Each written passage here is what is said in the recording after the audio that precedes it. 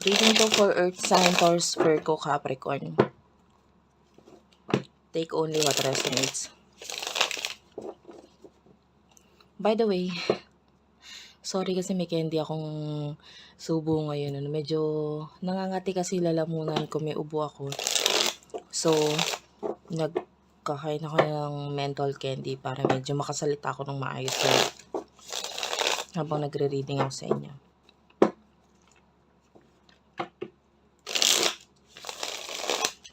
Anyway, this is for Earth sign, Taurus, Virgo, Capricorn.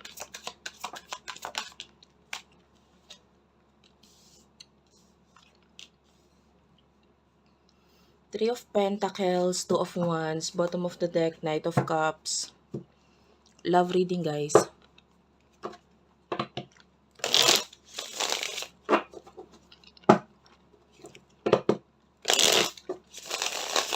Earth sign.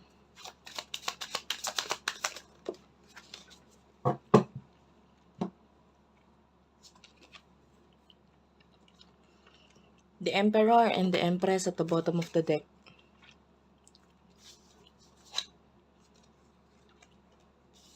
Ten of Cups, Nine of Cups, and the Four of Cups.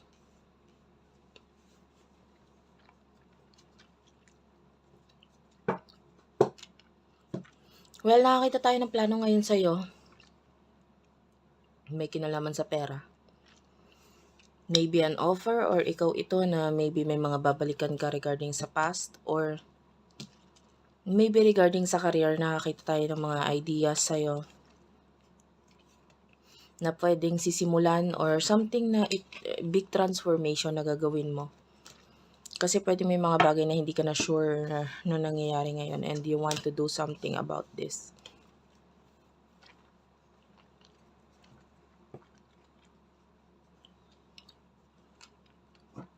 Two of Wands, nakikita natin yung mga plano mo na ito na nandun na na-form na yung ideas. Now, action na lang ang kailangan para may sakatuparan ito. Ten of Cups, this is a person in the past.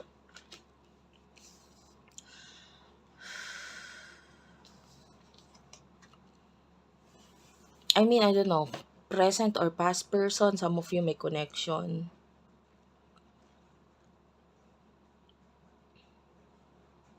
I'm feeling like may mga bagay siyang dapat ayusin with regards to home or house, pero hindi niya ginagawa.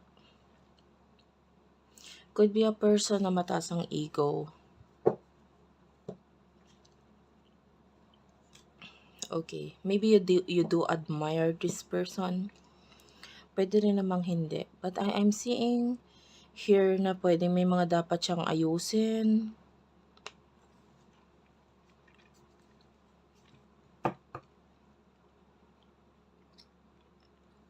The problem here is ang dapat niya kasing ayusin muna yung sarili niya. Pero there's something na kailangan niyang ayusin na may kinalaman sa home or family. Pero mangyayari yun kung aayusin niya, of course, muna yung sarili niya. Which is maaaring hindi niya ginagawa yun. May mga kakulangan pagdating doon.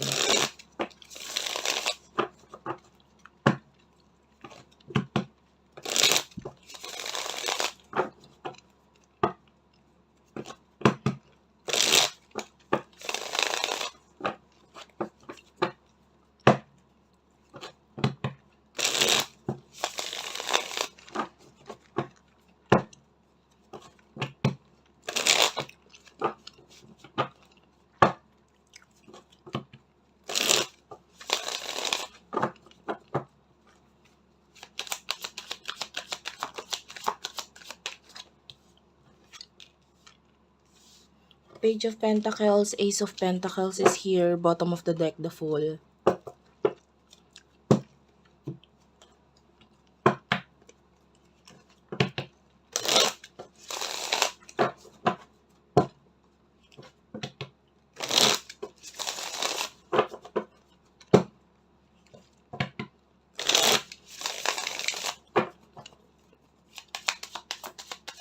Okay.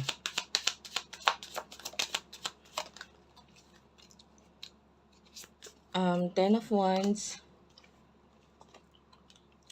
Page of Cups. Bottom of the deck is the King of Swords.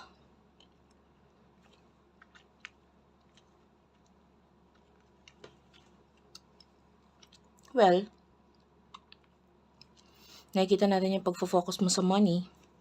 Maybe there's a new beginning na iniisip mo regarding a home or regarding money. Ito talaga yung priority mo ngayon career.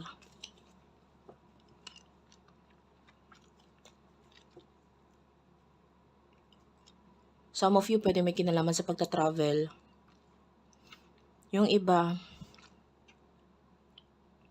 you want to do something na may kinalaman sa pera.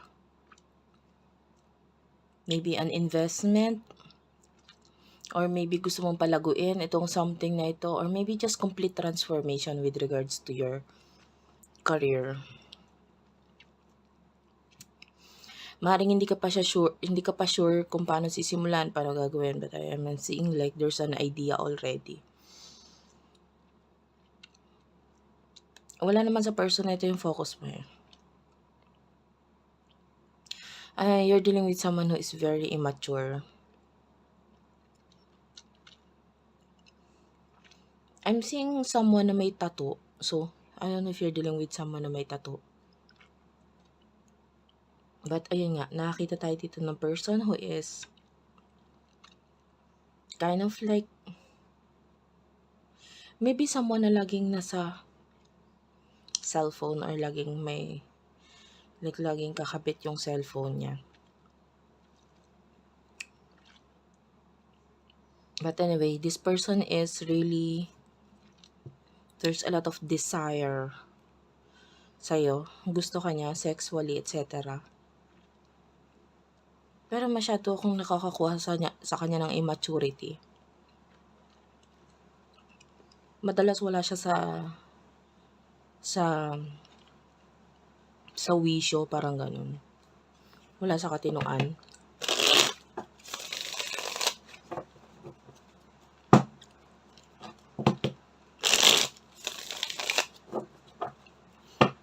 Maybe mahilig siya uminom, or kung hindi man, talagang wala lang talaga siya lagi sa wisyo niya.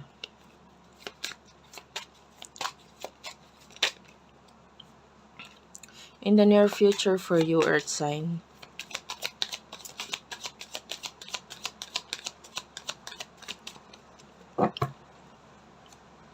the Sun is here. Queen of Wands, Wheel of Fortune.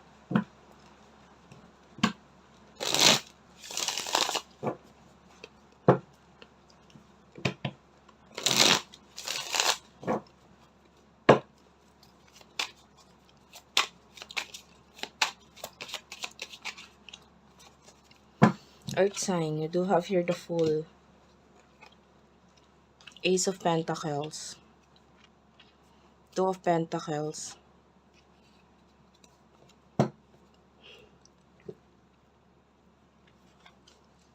Well, nakita tayo ng new beginning sa inyong dalawa ng person na ito. Queen of Wands, your words, may powers yung words mo. In the near future, I can see that whatever you say, magkakaroon ng impact dito sa person na ito. Magkakaroon ng pagbabago, hindi lang sa'yo, pati sa kanya. So use your words. Gamitin mo yun. I can see positive future for you, like positive change for you.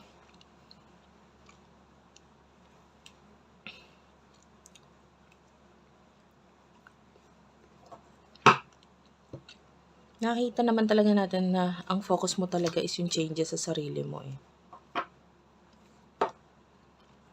O talagang mababago mo rin yung situation mo, sarili mo, and pwedeng situation ng ibang tao sa paligid mo. Kailangan mo lang gamitin yung way mo ng pakikipag-usap, pakikipag-communicate. Galingan mo. Gamitin mo ito. The Fool and the Ace of Pentacles, there's like